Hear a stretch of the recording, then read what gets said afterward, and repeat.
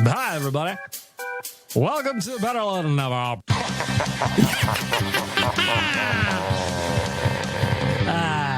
Shit. I'm not actually inside a women's prison at the moment. The horniest just went up to like 11. Good afternoon. Good afternoon. Let's say a big f*** you to Nick. Hey, that's not nice. Your REM trip must go to Cinco de Mayo. Ty, why won't you kiss me? Why? Better late than never with bagged milk. Better late than never with bagged milk. It's better late than never. It's better late than never. Better late than never. Fight me if you don't agree. Long live Arby's. Shout out to the audio department for helping me make a podcast. The audio department.ca come in to record a podcast, record an album, record some spoken word poetry. I think that would be really nice. Maybe you can recreate your own Taylor's version of her songs and release them for a hefty profit. Pretty sure that works.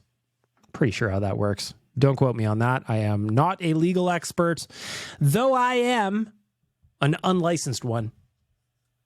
Feel free to act accordingly.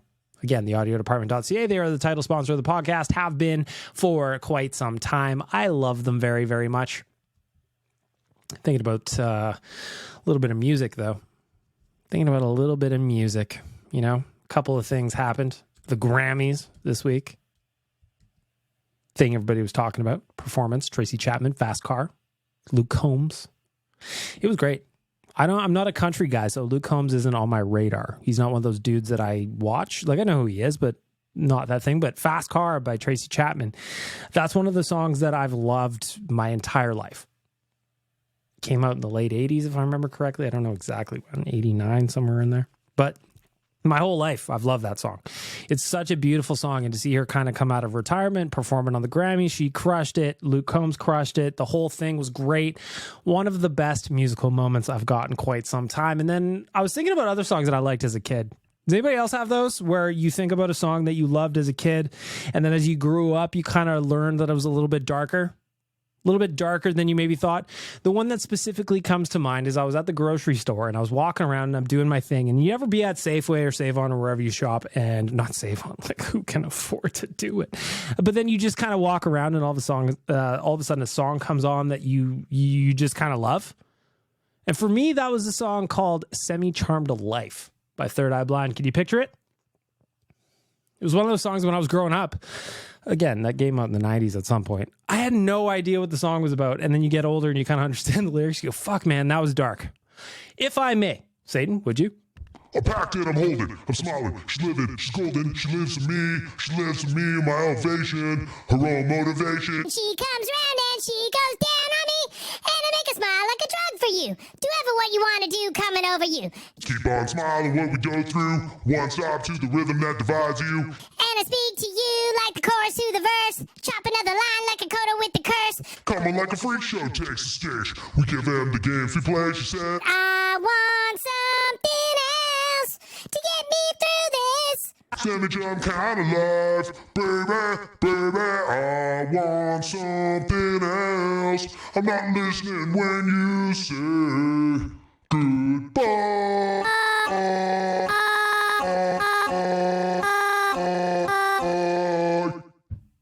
Something like that.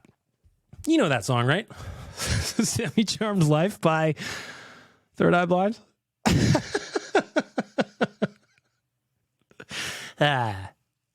Well, thank you to Satan and Quads for the duet.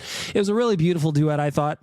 That was not what I had planned to start off this show.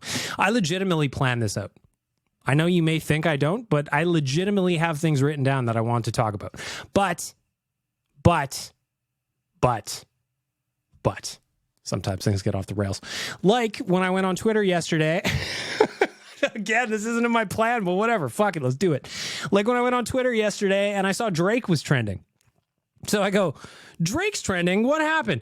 Lately, and it's weird because since the pandemic, my first thought is, did Drake die? No, probably not. Does he have new music coming out? Maybe that's it. Maybe he's got like a secret tune that he's got coming out. I know he said the last album was going to be maybe one of his last, and there's talk about him retiring from music, but like, surely it has to be something to do with music, right? What did you find when you clicked his name? Well, what I found, Satan, was a whole lot of rope. You know what I'm saying? I don't know what you're saying. What do you mean, rope? Whole lot of rope. What could that possibly mean? Quads, don't worry about it. What I'm telling you, and I'm not trying to be graphic, is that I saw a video of Drake. And he was, What was he doing in the video? Tell us. he was waving his pinky around. His pinky? Was he drinking tea? Did he have it cut up? Was he drinking tea like a fancy boy? No, Quads, he wasn't drinking tea like a fancy boy. He was waving his pinky around in the air, though. And let me tell you, quite the missile. Quite the missile indeed.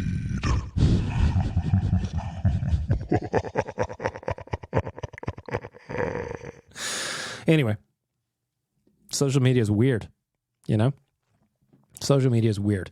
If you thought at some point that video was actually a leak of me in my room, I'm glad that you thought it was me, but ultimately Drake and I have a different haircut. So as soon as I opened it, I was like, oh my God, did somebody leak my private videos? And I go, different haircut. Can't be me. Could not possibly be me. You know? It's a close one. I was worried somebody broke into my iCloud. By iCloud, you mean tiny storage. What are you guys talking about? It doesn't matter. It doesn't matter. Anyway, the memes were fantastic. If you know what I'm talking about, of course. If you don't, I will let you look up the Drake news on your own time. It is not for me to share what it was. It was but a pinky. I still don't understand. You're never going to understand, Quads, and that's okay. We're going to get to the news here. We got a lot to talk about. Obviously, the Oilers played last night, first time in a week and a half. We're going to get there. But first, I got to tell you about a watch party we're having at Greta on the 24th. We are going to take over Greta for a viewing party again. Join Oilers Nation crew at our favorite game day watch spot, and that's Greta downtown on Saturday, February 24th for the next BOA. We are talking about a BOA watch party. Tickets are $20.97, and we are going to raise some cash for free play for kids. We're going to have good food, good times, good cause, and all around guaranteed good time. Tickets now available at nationgear.ca, nationgear.ca. Again, help us raise some money for Kidsport. That is on Saturday, February 24th. So essentially, when we get back from the nation vacation, we got a couple of parties coming at you, a couple of viewing parties, and who doesn't want to do a viewing party for a BOA? Right? Right? Right? Right. Right. Let's get to the news.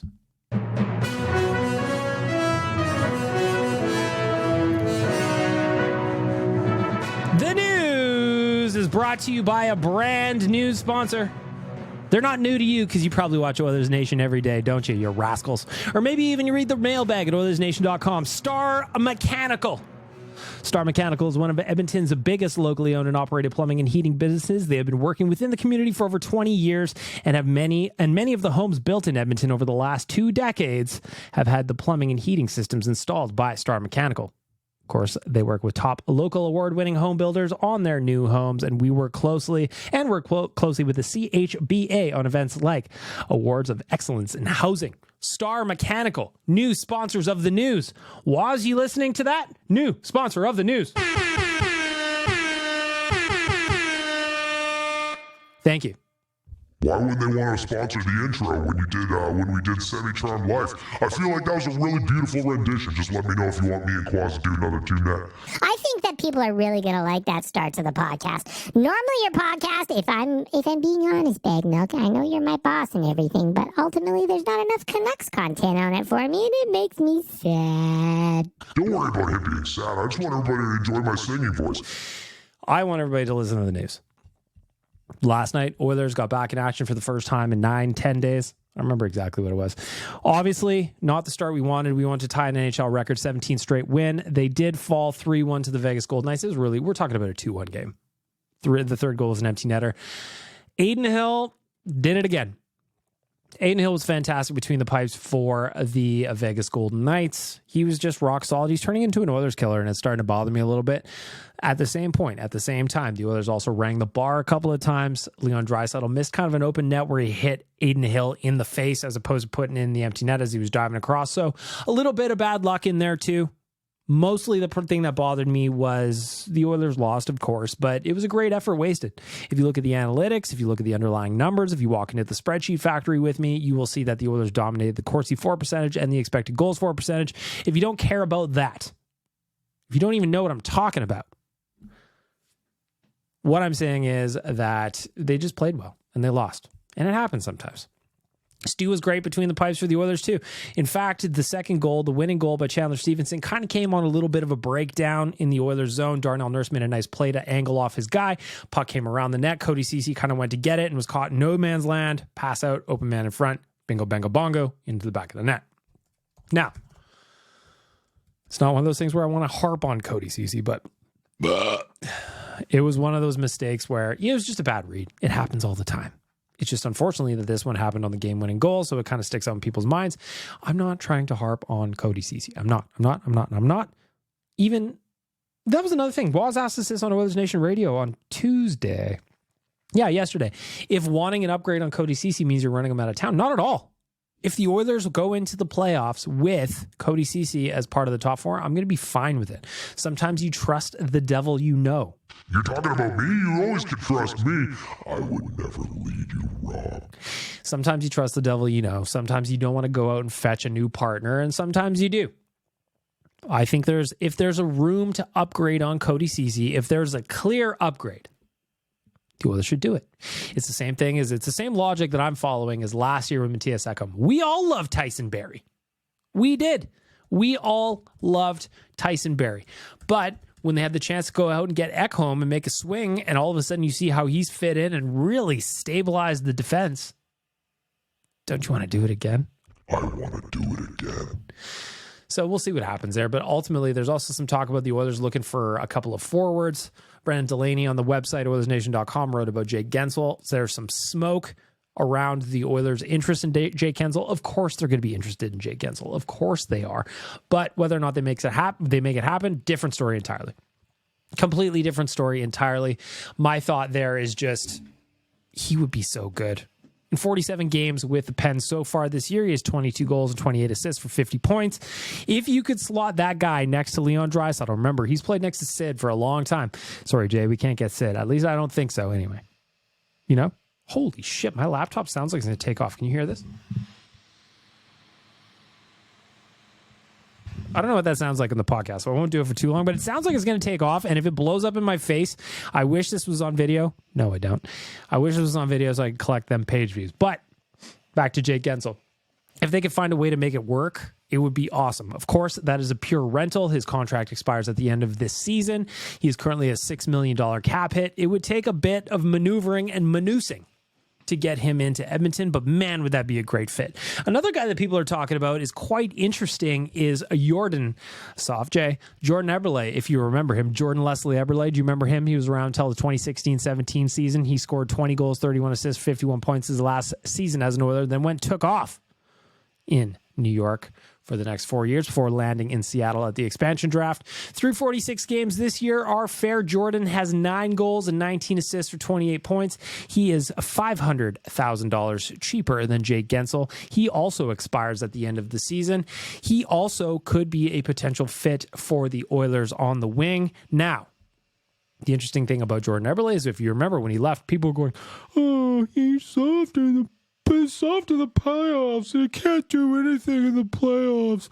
He can't do anything. And then all of a sudden, in the last 3 years in New York, he kind of turned himself into a playoff performer.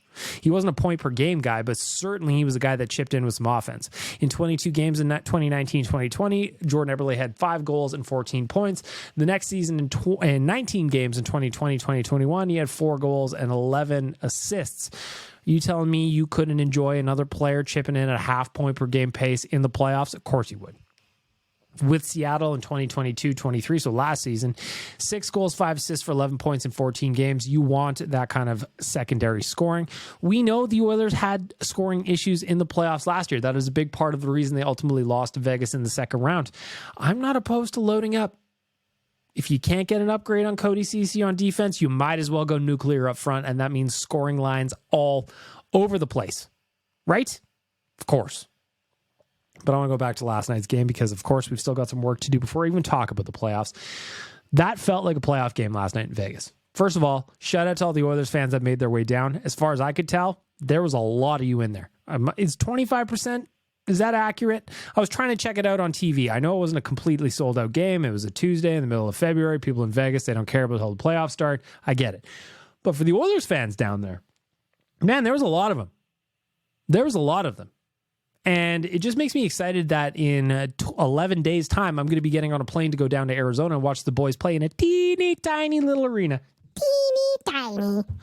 I think it's going to be a great time. Oilers fans travel well. We've got a group of 50 of us going down to Arizona, either flying down with us, flying down to meet us, or just joining us while they're there. We're going to be a group of 50 in the den at Mullet Arena, and I'm super pumped. I cannot wait. Having an experience in an arena that small is something that we will not get again. Maybe ever, if the NHL actually moves the Coyotes, and it kind of seems like it's getting closer these days. Kind of seems like it's getting closer. Now, is that actually going to happen? I have no idea. I feel like I've personally felt like the Coyotes were going to move like 1,000 times at this point, at least a handful of times. But right now, it just does not seem like that's the case. It does not seem like that's the case. So I'm going to go down to Arizona in a couple of weeks, and I'm going to enjoy the moment, and I'm going to enjoy being with my fellow nation citizens, and I'm going to enjoy just having some shenanigans. To add on to the Coyotes conversation, Frank Saravalli tweeted today, unless it was a late ad, unlikely since agenda must be made public 24 hours beforehand. Coyotes confirmed interest in purchasing Arizona State Trust land is not on the agenda for tomorrow's meeting. The board currently meets once a month. This story, I'm so tired of it. And for Arizona Coyotes fans, I actually feel bad for them. They seemingly love this team. They really do. I'm not going to take that away from the handful of fans they do have. And in fact, if you listen to Brad May's interview on the podcast he did with the boys over at Hockey Fights, he talked about how that is a market worth exploring, provided that the arena is actually downtown and not in Red Deer relative to the city, if you know what I'm saying. It's kind of like the Canada-Ottawa Senator situation. It's a trek out there.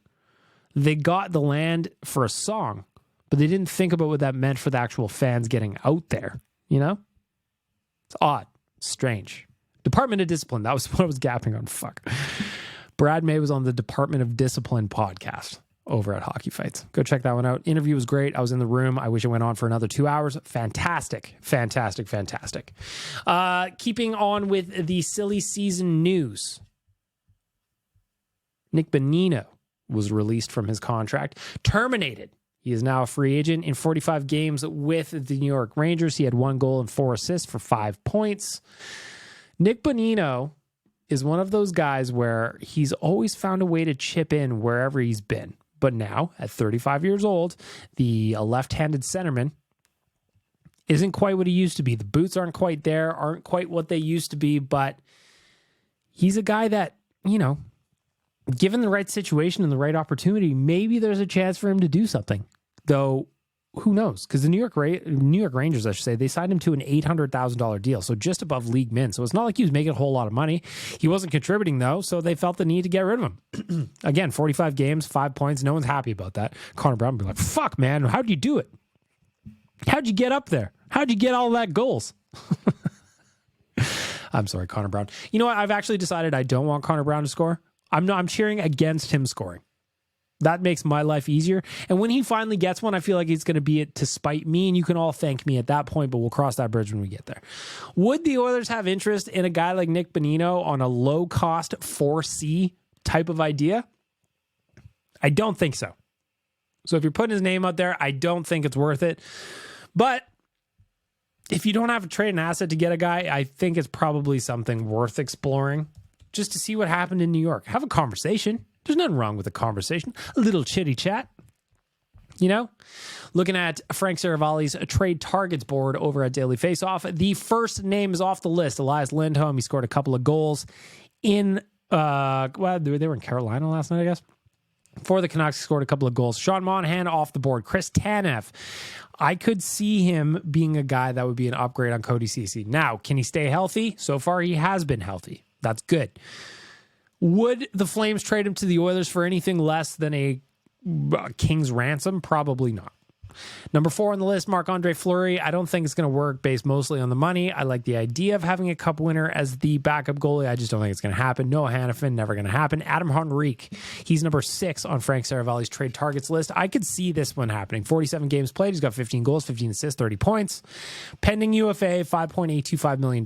Again, you would have to figure out how to make that math work. But Frank's scoop, and this is I quote from Mr. Saravalli, if Henrique had been healthy, there was a good chance he would have been traded at the deadline last March. One of the teams interested was the Dallas Stars. He thrived under Pete DeBoer in New Jersey to start his career. It doesn't seem like the Stars either have either the need for a centerman or the cap space to make it happen right now, but worth keeping an eye on. Henrique is back for another tour duty with the Ducks, holding down the second line center spot. His foot speed has slowed, but his game is well thought out and under control. His high hockey IQ will be a valuable commodity.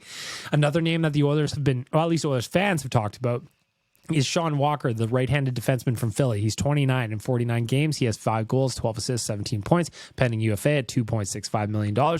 There's some things where you go, hey, man, the math might work on this one. But the newest, I'm going to cough here. So I'm going to cover this up. You're not going to hear anything. Actually, you know what? I'm going to do this like a pro. So I'm going to go like this. I'm going to go like this, and I'm going to cough. All right. Didn't even let the bass drop. Damn it. Sean Walker, according to Frank Saravalli, they're looking for a first for him for a trade from Philly. And I get it. If you can get a first for Sean Monahan, you could probably get a first for Sean Walker, right-handed defenseman. Of course, we know right-handed defensemen do not grow on trees.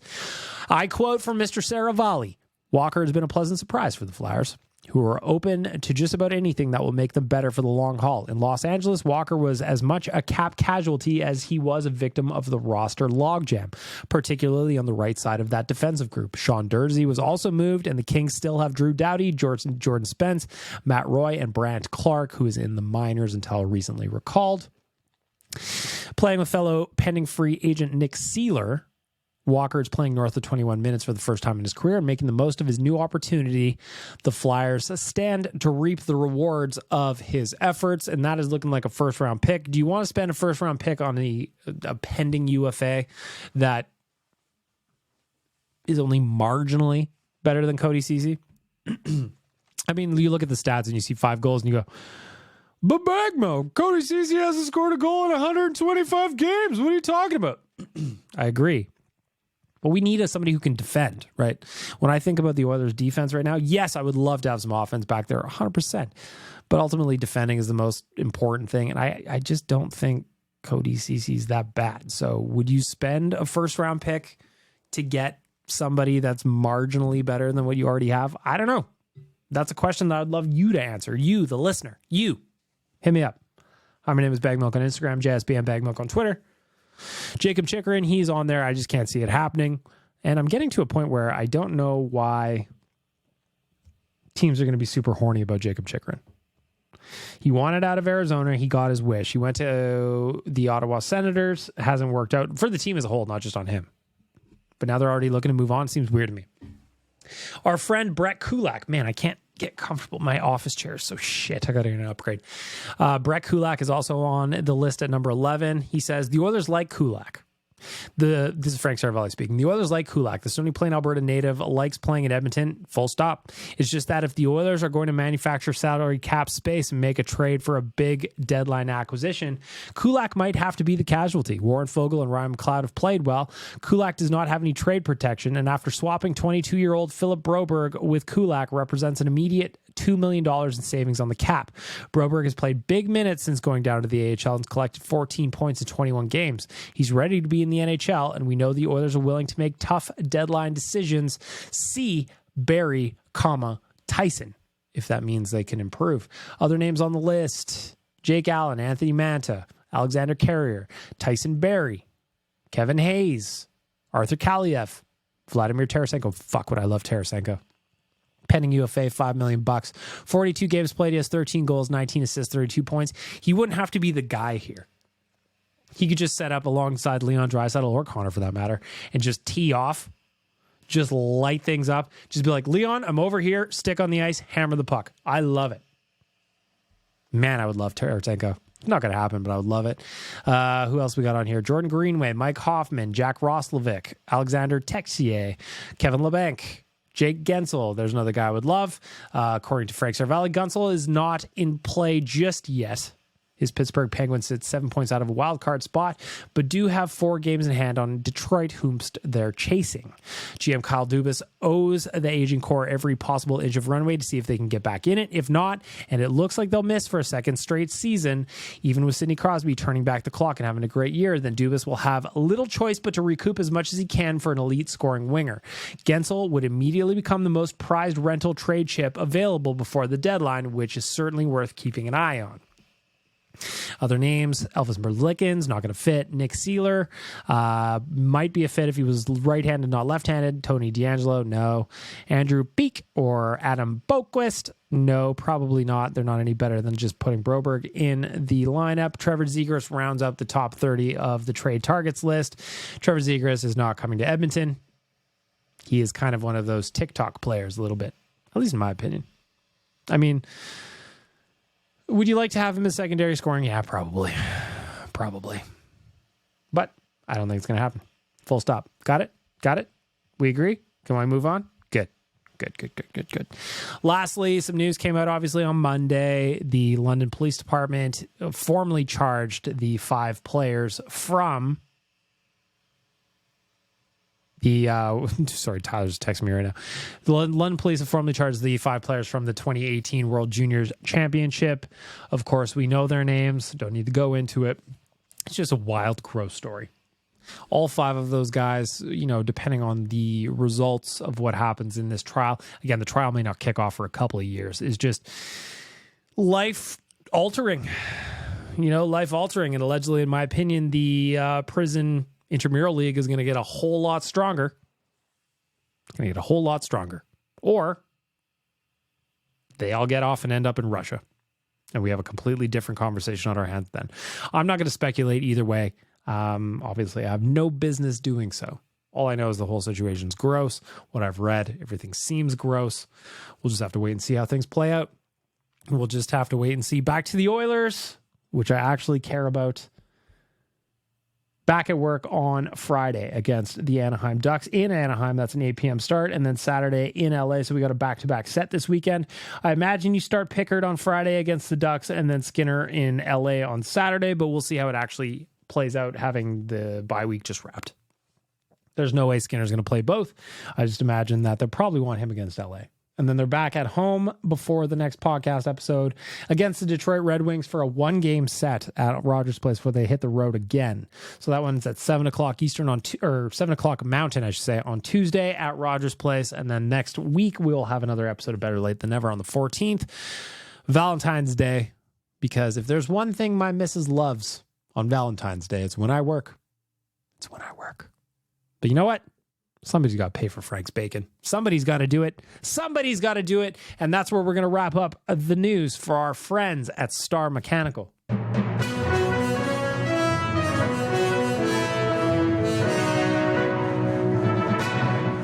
Star Mechanical is one of Edmonton's biggest locally owned and operated plumbing and heating businesses. They've been working within the community for over 20 years, and many of the homes built in Edmonton over the last 2 decades have had their plumbing and heating systems installed by Star Mechanicals.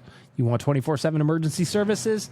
Star Mechanical. Visit them at starmechanical.ca to schedule an appointment and let them help you keep your home running smoothly. You're already listening to Better Late Than Never. Why don't you tell a friend? A human, a family member. Yes. Even if you run a hotel. Manuel! Oh, here we go. Yes. Leave a review. Yes. Want to touch in on a couple of bets that I did here the other day for our friends at Betway because I'm 19 plus and can do so responsibly. I didn't do well. You know, risky business play last night. Zach Hyman and Leon Draisaitl both score. Obviously, neither of them scored. Leon got a point, but he did not score. Oilers to win and over 5.5 goals. Obviously, that didn't hit. Over 60.5 shots. That one may have. Did that one hit?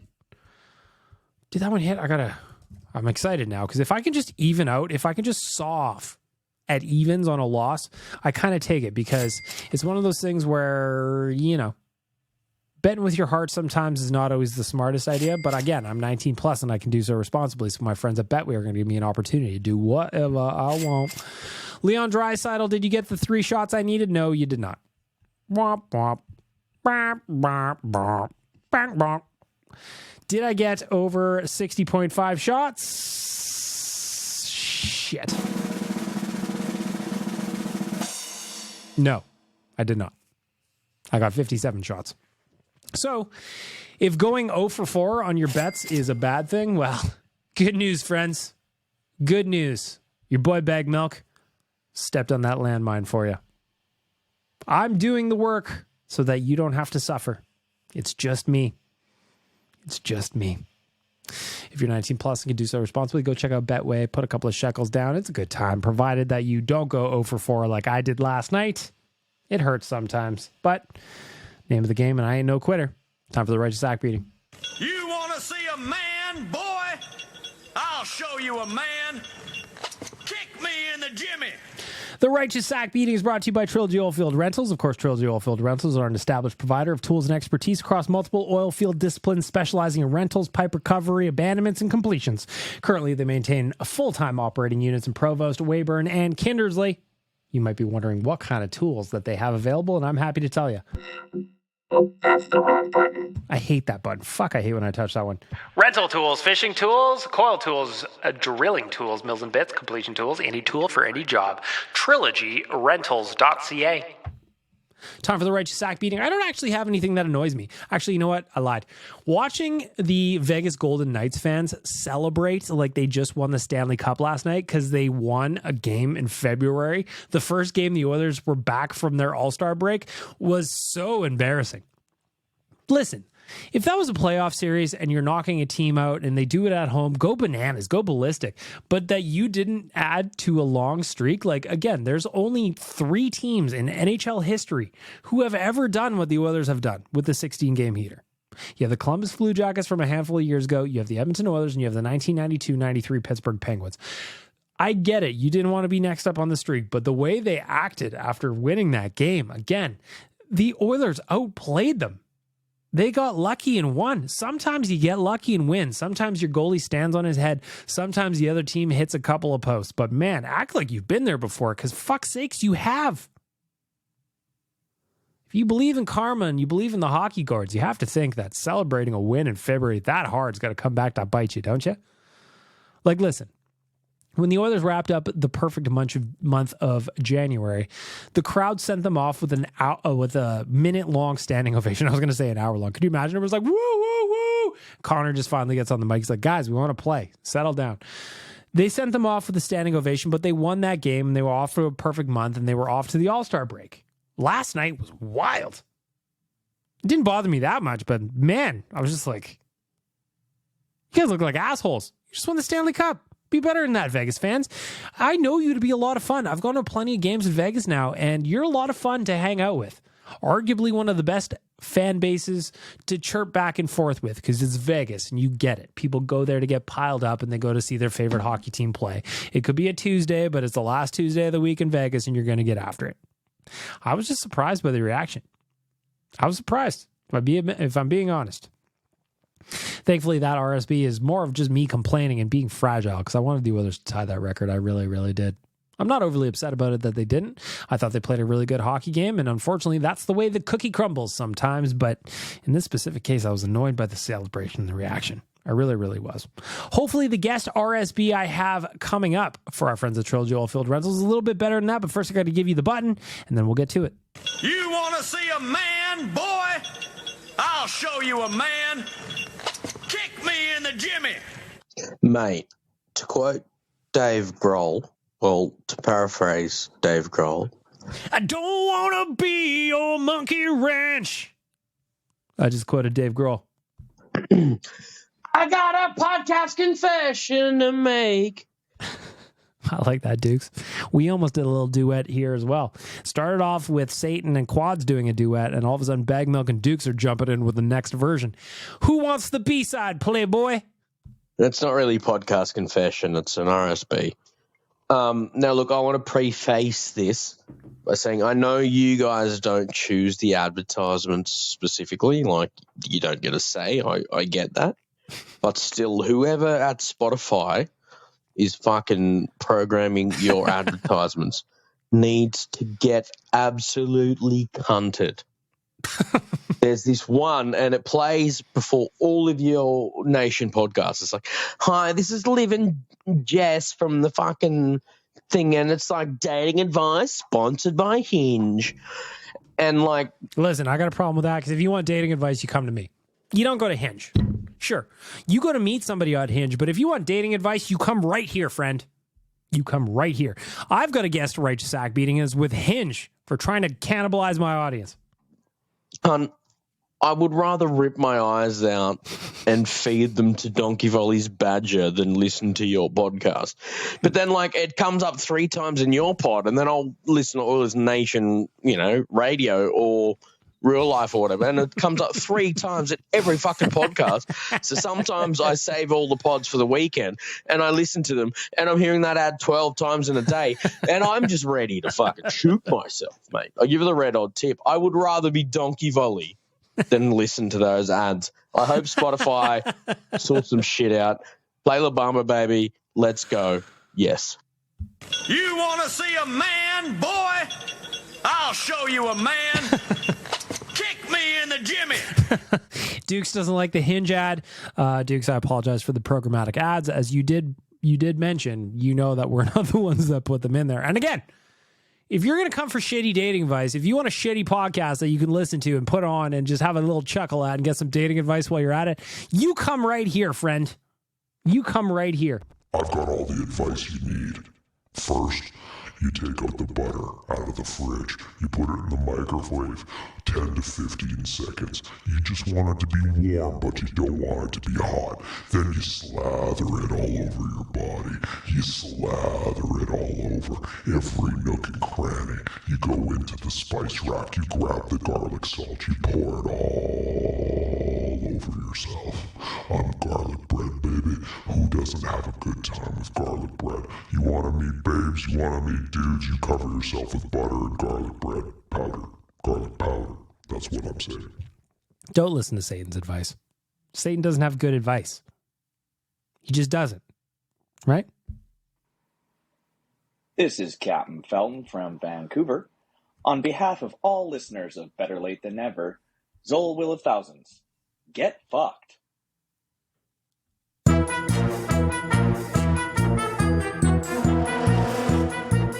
It is time for the voicemail.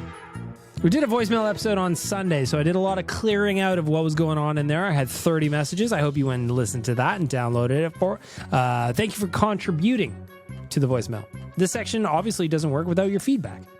Happy to do it. I love hearing what you guys think. Not just about the podcast, about life, about the Oilers, about everything. The voicemail currently does not have a sponsor if you want to reach out. I'm open to single episode sponsorships as well. If you want to make a donation to the Edmonton Humane Society and send me a screenshot of your donation to the Edmonton Humane Society, I will put your name as the sponsor of the voicemail until I get an actual sponsor. Why not try and raise some money for charity here? Why not? Why not? So the voicemail today is brought to you by you, the fair listeners. It is the listener-sponsored voicemail, and we're going to start off with a message from our boy Ben. I was listening to one of your latest episodes. Mm-hmm. What was it? Like, I just started one, and it was the ramen noodles one. Ah, yeah. Man, uncooked ramen noodles are delicious. I don't understand how anybody can't be on board with this, Ben. You and I understand it. Sometimes I'm a big chip guy. My vice is chips and candy. If I have chips and I have candy, watch out, I'm clearing both bags out. But if I don't have chips and I want something crunchy and salty, I'll crunch up ramen noodles, little seasoning. I'll get it in you. It's fantastic. Listen, it's good. My mom told me I'd have worms. I haven't had worms this entire time, so I'm going to keep doing it. I'm just going to keep doing it. That might be one of the best snacks ever. It really is. You put like a tiny bit of the seasoning on it. Can't put the whole thing. Don't want it too salty. I don't know what's better. Like it's so good. And another like underrated snack. Now we're talking, Ben. Hit me. You can get these like if you go to Costco. You can get these like what even are they? They're like these trail mix things, and they're so good. I'm a big trail mix guy. You give me a good trail mix, I'm a happy camper. I would reach in there, but I want like some kind of chocolate in there too. You got to give me like some M&Ms or some Smarties or something like that. If you're doing a homemade trail mix for old bag milk, I want some chocolate in it. I'll eat the healthy shit, but I also want some chocolate. Give me the steak and the sizzle, you know? Anyway, got a quick question for you. Sure. What's like your favorite like snack, like chip or like cracker or something along those lines? And yeah, see ya. I haven't been listening to any podcast. I just started this one, so. But your Alfa Romeo got taken away. It did. I want to cry. I do want to cry. How could they do this to you? Somebody bought it, Ben. I took such good care of it, and I modeled it so sexily that somebody decided to buy it. Now my Arnold Schwarzenegger ad read isn't allowed anymore. That is true. This sucks. Mm-hmm. BM. Mm-hmm. Rest in peace, Alfa Romeo. We'll do one just for old time's sake. Ben, you ready? We're gonna do one for old time's sake. Go buy an Alfa Romeo right now. Right? Go buy an Alfa Romeo right now. Our friends at Alfa Romeo of Edmonton, they're great people over there. Somebody bought my car. That's the way she goes. Ari, what do you got to say? Completely hockey unrelated, but if you're a WWE fan and you're listening to this, please send out the hashtag We Want Cody. Hashtag We Want Cody. We want Cody Rhodes in the main event of WrestleMania 40, not The Rock. Completely asinine booking decision, especially right now, but here we are. Yeah, hashtag We Want Cody, because this is bullshit. I'm going to go ahead and disagree with you. I want The Rock because I know who The Rock is. I don't know who Cody is. Now, here's a story, Ari. I used to love wrestling growing up. I have no qualms with wrestling either, by the way. This is one of those ones where it's like, you got to grow out of watching wrestling. I'm not like that. Once a year, I'll put wrestling on for an hour or two, maybe split it over a couple of Monday Night Raws, just to get my fix, just to get a feel, just to get a sense of what's going on. But when you talk about Cody, I don't know who the fuck you're talking about. So if you want me to lobby for Cody to be in the main event at WrestleMania or whatever you just said, WrestleMania, I need to know who he is. So I'm not putting out that hashtag. In fact, Ari, I'm going to go ahead and say Rock. I want The Rock. Because for some reason, in 2024, The Rock now is 3 times the size of The Rock that was actually in the WWE. How did that happen? I have an idea, but I think it might be libelous, or no, slanderous, if I said it on the podcast. So I won't say what I think on the podcast about why The Rock is so big. I want him in the finale. That's what I want. That's what I want. Deal with it. Deal with it, Ari. Back to Ben. Yo, do you know how okay, wait, I forgot to tell you, my favorite snack, I didn't answer your question before. It's chips, for sure. If I have to rank, the one in front of me. Listen, I had upstairs yesterday, I crushed the whole bag. I had just a ruffle, a plain ruffle with a couple of different kinds of dips. It's elite. Find me a better snack than that. Candy, I love Coke bottles. My favorite candy all time is Dino Sours. I love Sour Patch Kids. Chuck and I bond over Sour Patch Kids a lot. I love pretty much any candy that's in front of me. Those are my 2. And beef jerky. Back to you, Ben. Say it quickly. Impression of Gary Bettman. Do you know how, no, this kind of sounds like Voldemort, but whatever. Wait a minute. This is your impression of Gary Bettman and he sounds like Voldemort? You know how everyone likes... Ben, I'm here to help raise you. You need to work on this Gary Bettman because that is nowhere close, my friend. Nowhere close indeed. The All-Star. Skills competition and stuff. Yeah, I do. Yeah, I understand that. We should do it again, right? And get McDavid help. Oh no, fuck that shit. Hey. Do we set up a swear jar in that kid's house or what? I feel like at this point we're gonna have Ben's college tuition paid off just by the swears that he lets out in the voicemail of this podcast. Nobody tell Ben's parents that this is going on. Nobody tell Ben's parents. I'm gonna tell Ben's parents. Us. Make a random thing called a 4-person tournament. 4-team tournament. It doesn't have Germany in it. But I don't know if that's. I mean, it doesn't have Russia in it either, to be fair. Such a great idea. We need to build off this success. Oh no, we don't. Don't lie to me like that, little Johnny. I'm gonna be little Johnny.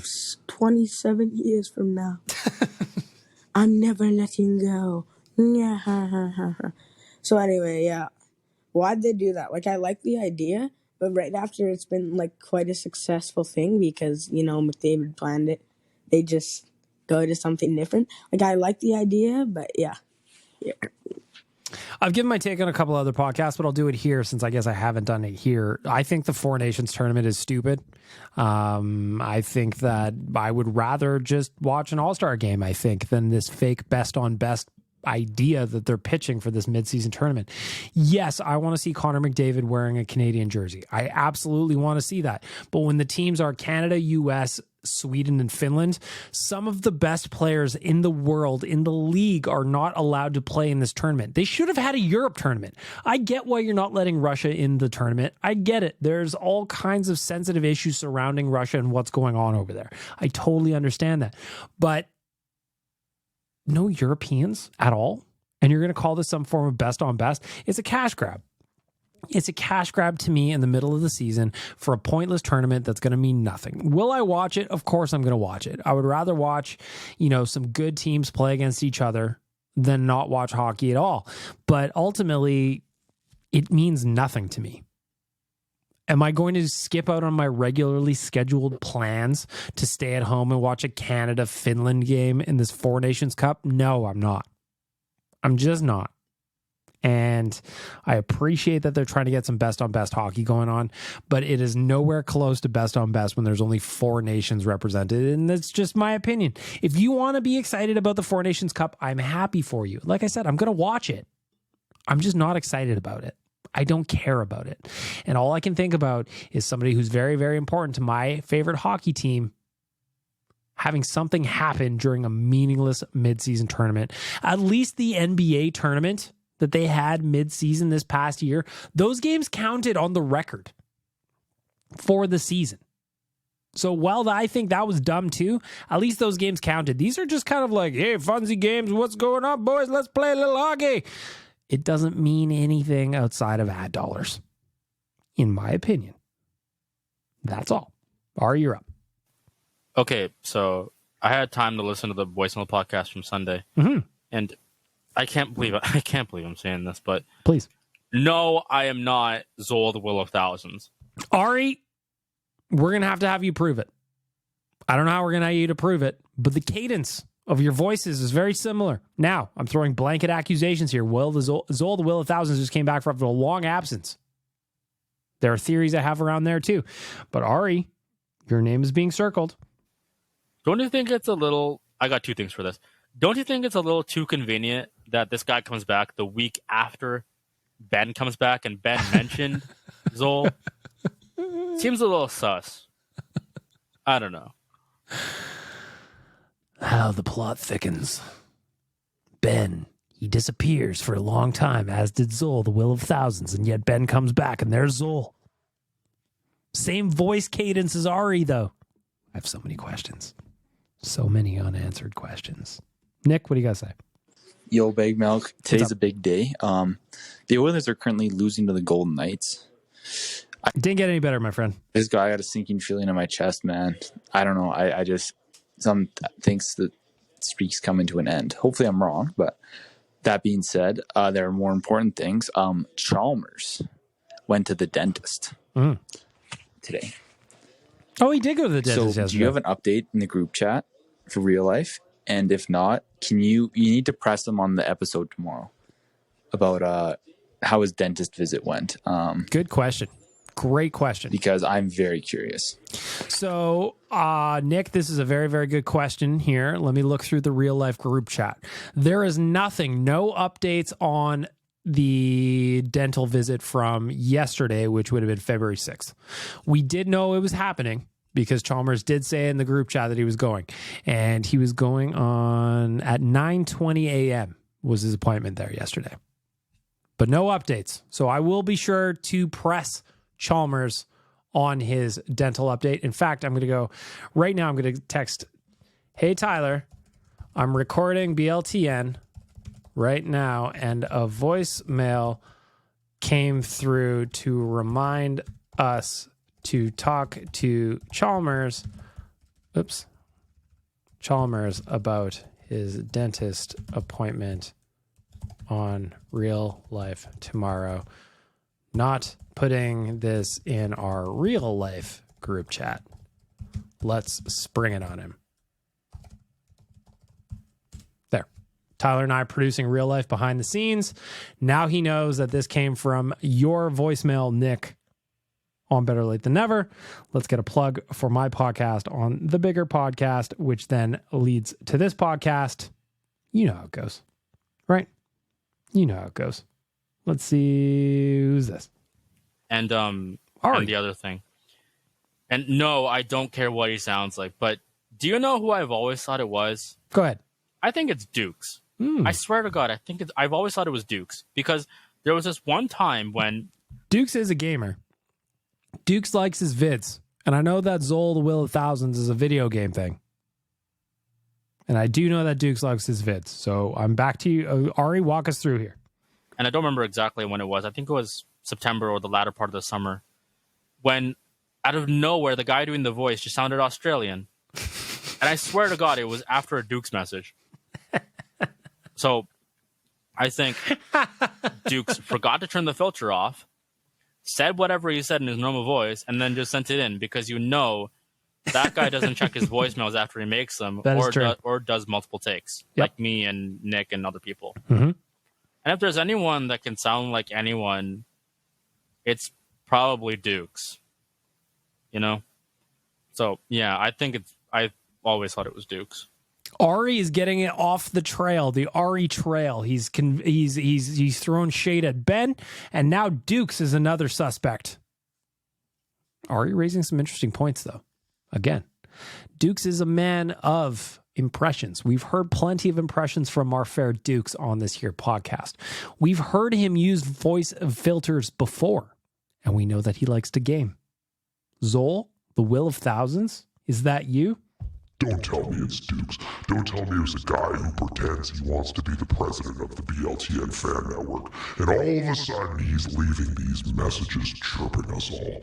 What the fuck? Could be. Be careful who you know. Be careful who you trust. Be careful who you love. Kyle the Embalmer, you're up. Hey, BM. So I just finished watching this game. It is disappointing. We lost to Vegas, but whatever. Yep. But I will say that, look, we played like trash in the third. And throughout the whole game, we didn't win puck battles in the offensive zone. I actually thought they played pretty well. I do agree about the puck battles, though, for sure. There was a lot of missed board battles. There was a lot of just in the corners, in the mix, in the fight, where the Oilers did not come up with the puck when they probably should have. So I agree with that, but I don't know that I agree that they played poorly overall. A lot of turnovers in the neutral zone. Aiden Hill really won that game for them because he fucking stood on his head.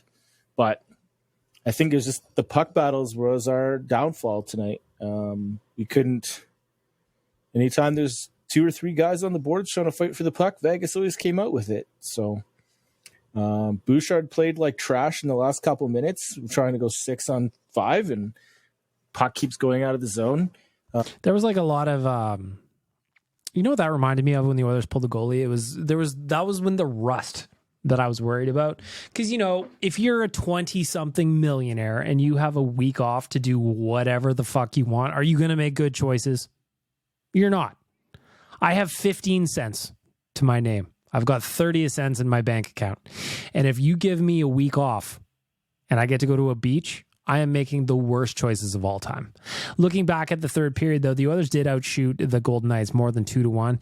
They ended up outshooting them 31-26 overall, 11-5 in the third period. So I don't know that I agree that they played poorly in the third period. I definitely agree that there was a bunch of missed board battles and just kind of those in the fight moments when they could have come out with the puck but did not.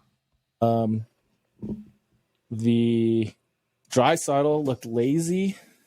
I don't know.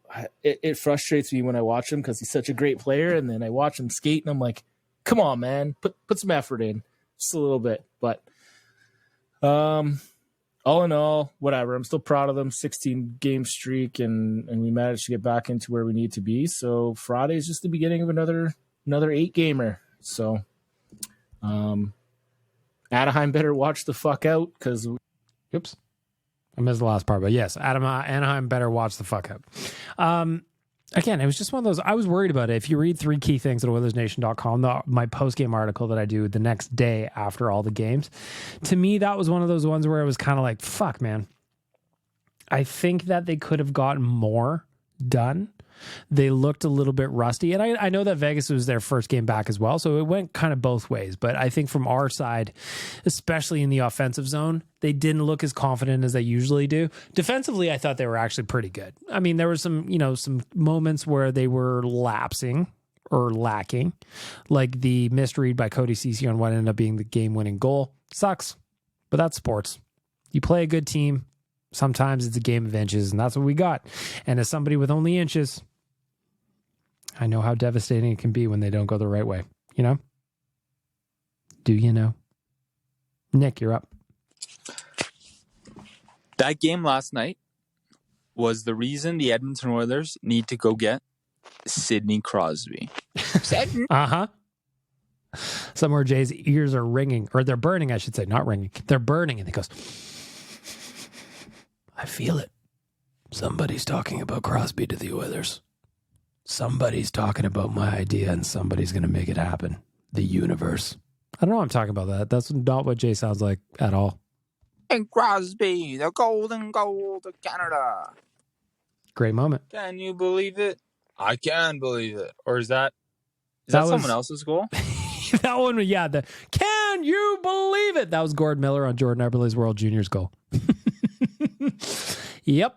That was definitely somebody else's goal. Or Pierre Maguire ruined it? Yep, that's the one. That was Jordan Eberle's goal. Pointless. Anyway, I run a lot, and when I exercise, I listen to movie soundtracks. And I got to admit, the movie Ice Age has a top 5 movie soundtrack of all time. Okay, I know it's a bit of a scathing take there. Man, the Ice Age movie though, fuck that soundtrack. It's a great movie with an even better soundtrack. Like, listen to Tigers Tried to Get Baby and tell me it doesn't make you feel like running fast. Because, man, it's an absolute bop of a soundtrack. Top 5 all time. Easy. What the fuck are you talking about? Is there actually like artists on here? Let me see. Opening travel music, Humans, Diego, Dodos, Angered Rhinos, Tigers Going for Baby, Fighting Over Something. Nick, what are you talking about, man? If this is this just like a musical, like a score? If it's a soundtrack like a score, then I'm in. But you know the best one is you're wrong. You're just simply wrong. The best one is from The Social Network by Trent Reznor and Atticus, whatever the guy's name is. That is without question the best movie score available. Nick, it is time for you to move past Ice Age. If you're just looking for a movie score, The Social Network is the winner, and it's not particularly close. It's really not close at all. Mr. Milk? Yes. Question for you. Sure.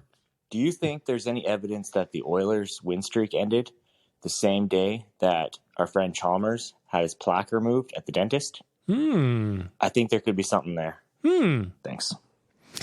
I hadn't considered that, but it might be. There could have been some kind of like universal juju de-alignment when all the weight from his bottom jaw was removed. Mass can neither be created nor destroyed. So where did the plaque mass go? Where did it go? Did it throw the axis off kilter? It very well could have. It's a good theory. I'll bring that up on Real Life and we'll see what everybody thinks, because it's hard to ignore the facts. And these are the facts. 1, Chalmers went to the dentist at 9:20 a.m. Probably had some plaque removed. 2, Oilers' 16-game win streak ended that very night. Is there a tie? Is there a link? Is Chalmers the key to this whole operation? Find out on tomorrow's episode of the Real Life Podcast. Wrapping up the listener-sponsored voicemail with my girl, LCYEG. What you got to say? Hey, Big Milk, it's LCYEG. I'm going to try to single record this bitch because I feel like it's a challenge now. I respect it. Listen, if you can do one take, get through it, we're all in it together. I'm at an hour now on this podcast. One take. You can hear me coughing. I coughed earlier. I put music on. It's the human element. It is the human element. LCYEG, back to you. But full disclosure, I usually am a 2 or 3 recording person when I send something in. That is fascinating to me that you guys all do that. I appreciate the level of care, actually. It's kind of flattering in a way. You want to put your best foot forward. I want to accept your ideas with open arms. And here you go. One take. LCYEG, what do you got? Anyways, I'm kind of glad that this streak is over. I feel like it was maybe a bit of a distraction. Ooh, interesting. It's all most people were talking about. Like, it was cool, and they definitely needed it to get back into the standings. Let me think before you finish your thought, because now as you're talking, I actually legitimately agree with you. Before the game, I guess the pregame skates, the morning skates, I should say, there was a lot of microphones in everybody's face going like, hey, what do you think about the streak? Hey, what do you think about the streak? And the players kept going, we're not thinking about the streak all the time. Yeah, it's pretty cool, blah, blah, blah. So I'm totally with you. And in fact, I will take it a step further and say, listen, the streak was ended by a team that is turning into a rival. And you only get those rivalries after a playoff matchup. And that's what happened last year in the second round against Vegas. They obviously got bumped. We all know it. So I'm hoping that the Oilers, their streak was ruined by a team they're starting to hate. And now they've just got 3 days to sit there and sit with the anger. They're seething. They're angry. Angry McDavid going into Anaheim. He's going to score 1,000 points, isn't he? I think I'm with you on this. I really do. But watching the way that Vegas celebrated last night when they got that empty net goal, so it was like they won a freaking playoff series again. They were more excited about it than anything. So embarrassing. So, like, let Vegas think that they're in our heads. Let them think that they can dominate us, because I know that I was watching that game last night thinking, we got them. We had all of them on the ropes, except for frickin' Aiden Hill, who can be fired into the sun as far as I'm concerned. So they just got to go back to the drawing board on Aiden Hill, and I know they'll do it. I know they're doing it right now. So I'm not worried. Let Vegas have their candy from last night, and we'll see them in the playoffs, and then who will have the last laugh. Cheers, Big Milk. Bye. One take, crushed it. Lisa, you rock. And made excellent points, number 1. 2, I completely agree with you. Let the Oilers sit with their anger. Let the rage stew inside them. Let them take it out on Anaheim on Friday. My body's ready for that. And 2, it was embarrassing. There was hang on. Frank, here, buddy, use this mic. Here you go, buddy. You're supposed to talk. Make sounds.